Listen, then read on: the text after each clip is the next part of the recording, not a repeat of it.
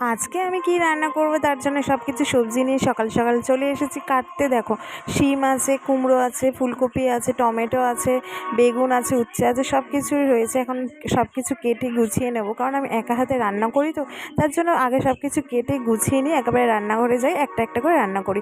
দেখো, আজকে রান্না করবো পাঁচমিশালি একটা তরকারি, তার জন্য সব কিছু সবজি কেটে ফেলেছি।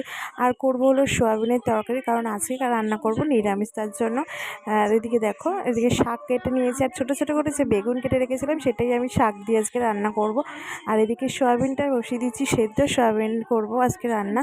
সোয়াবিনটা এক সাইডে সেদ্ধ বসিয়েছি, আর একদিকে আমি আলুটা ভেজে নিচ্ছি সোয়াবিনের তরকারি করব বলে। তো আজকে এইসবই রান্না করব। রান্না করতে করতে তোমাদের সাথে সব কিছু একটু শেয়ার করি আমি। আর দেখো, রান্নাও করি আর এদিকটা একটু ভিডিও করে নিচ্ছি। আমাদের যেহেতু পাশে একটা পুকুর আছে, তাই পুকুরের ওই ধারটা একটু গেছিলাম আমি। আর এদিকে দেখো, আমার ছোট্ট একটা বাগান, যেটা আমি এবছর বাগানটা করেছি নিজে হাতে।